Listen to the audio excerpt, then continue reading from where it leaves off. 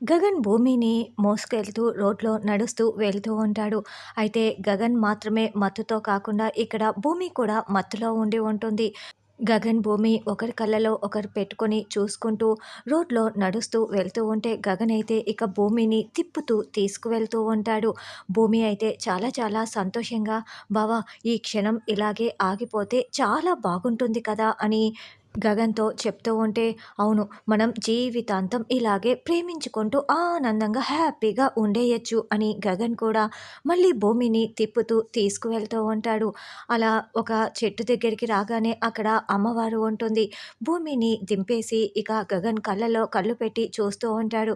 ఇక్కడ భూమి కూడా ఫుల్లు మత్తులో ఉండి, "బావ పెళ్లి చేసుకుందామా?" అని అడగటంతో ఇక గగన్ ముందు వెనుక ఏమీ ఆలోచించకుండా, ఎందుకంటే బాగా మత్తులో ఉన్నాడు కాబట్టి, భూమి అలా పెళ్లి చేసుకుందామా అని అడగగానే తాళి తీసుకొని భూమి మెడలో తాళి కట్టేస్తాడు. ఇక గగన్ కట్టిన తాళిని భూమి కళ్ళకద్దుకుంటూ చాలా సంతోషంగా చూసుకుంటూ ఉంటుంది.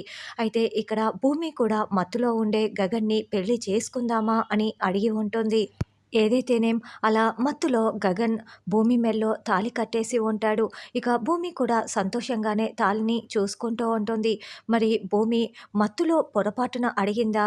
లేకపోతే శరత్ చంద్ర, అపూర్వల రేపే పెళ్లి అన్న కుట్ర గురించి తెలుసుకునింది కాబట్టి కావాలనే పెళ్లి చేసుకుందాం అని అడిగిందా? అలాగైతే ఇప్పుడు తాళిని దాచిపెట్టుకొని రేపు గుడిలో ఉదయ్ తాళి కడుతున్నప్పుడు గగన్ని నేను ఆల్రెడీ పెళ్లి చేసుకున్నానన్న విషయం బయట పెడితే అప్పుడు శరత్ చంద్ర, అపూర్వ ఎంత పెద్ద గొడవ చేస్తారు అన్నది రానున్న ఎపిసోడ్‌లో తెలుసుకుందాం.